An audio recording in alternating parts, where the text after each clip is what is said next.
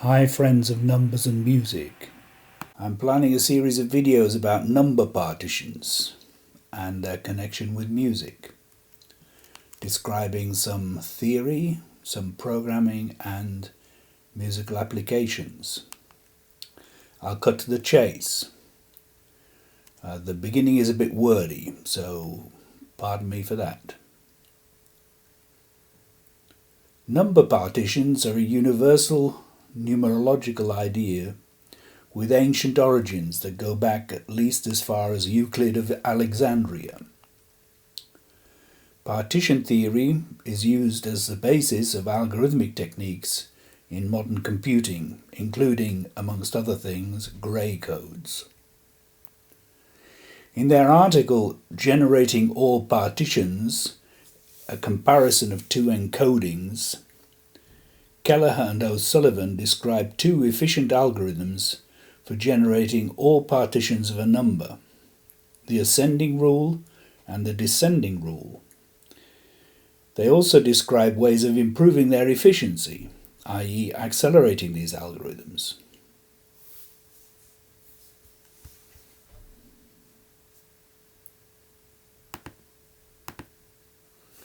What is a number partition? Partitioning a number means taking an integer, a whole number value, and finding a series of whole numbers smaller than it that adds up to this number. A catalogue can be drawn up of all the various ways of splitting up the integer into smaller integer values, with each variation being on its own row. As an example, let's take the number 4. It turns out that it can be split up in the following 5 different ways. I will call them unique partitions.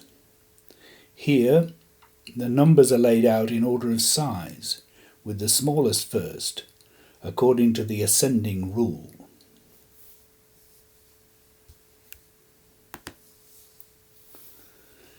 I'm interested in partitions from a musical point of view because I see them as having practical and theoretical applications in several areas of composition, improvisation, and music theory.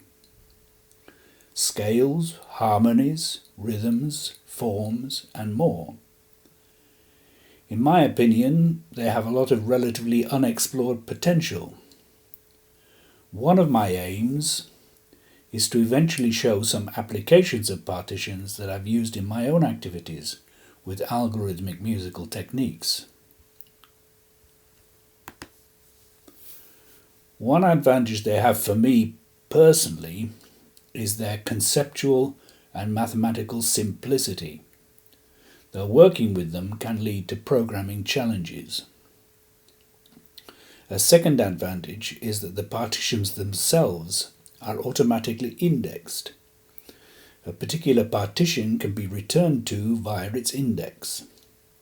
This makes some of the described techniques fundamentally deterministic in nature and thereby predictable. It leads to the emergence of a mappable field of possibilities, a topography, or a search space.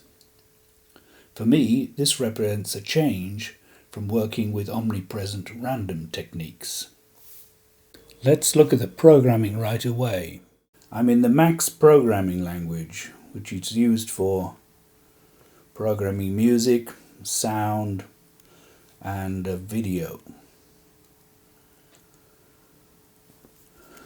On the left here I've got a JavaScript written in an object in Max, JS. And it's a script for generating the ascending rule as described by Kelleher and O'Sullivan in their most simple example. If I want to generate a partition, I just send an integer number and the ascending rule evaluates it. There it is printed in the Max console. Ascending means that it starts with small numbers and it moves towards large numbers. And that's true from top to bottom. It's also true from left to right. Let's take a slightly bigger number, 7. I'll do that again without the 4 being present. The same thing applies. But now we have a large number of partitions, not the 5 that we had previously with the partition of the number 4.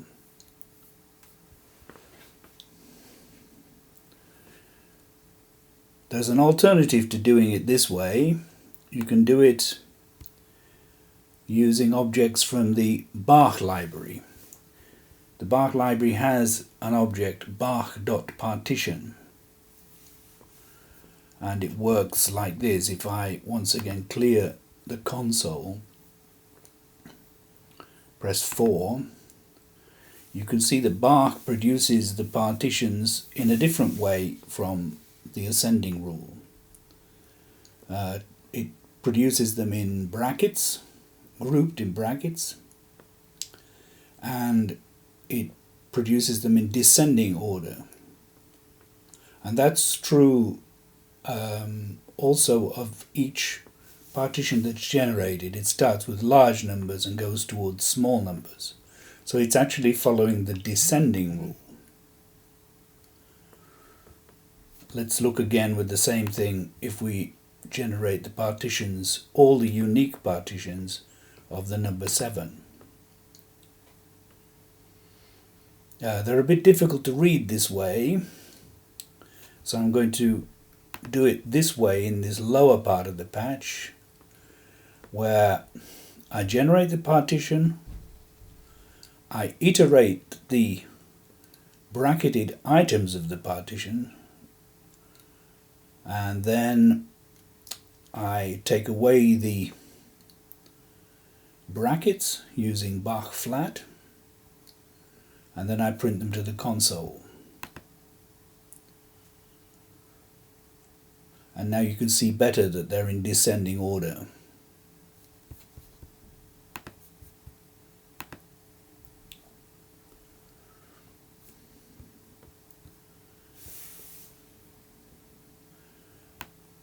To carry on with that, I'll show you what happens if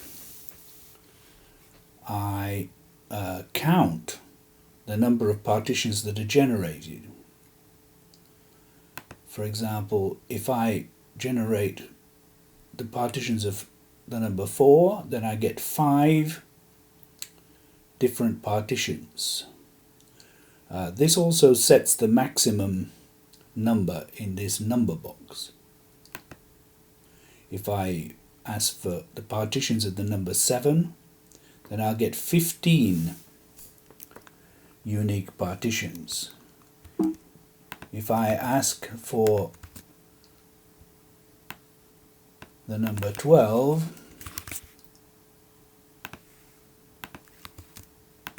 I'll get 77 unique partitions. And this when I have this, I'll go back to the number 4. When I have this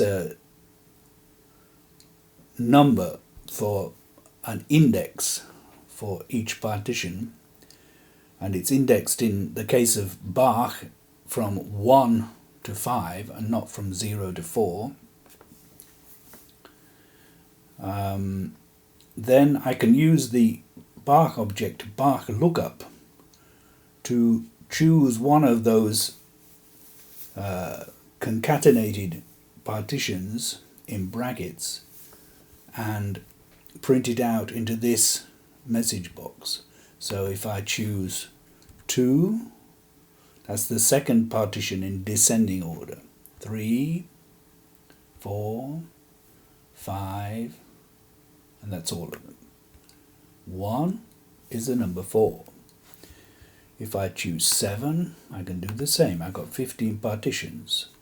1, 2, 3, 4, 5, etc. until 15.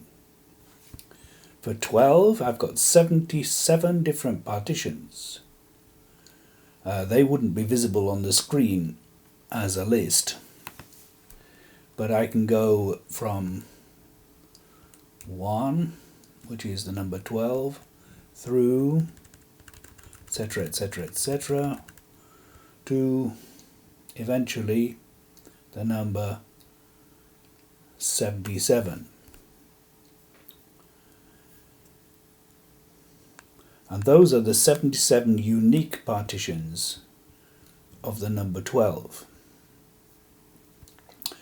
In the next video, we're going to go and look at what happens when you take unique permutations of these unique partitions and what significance that has.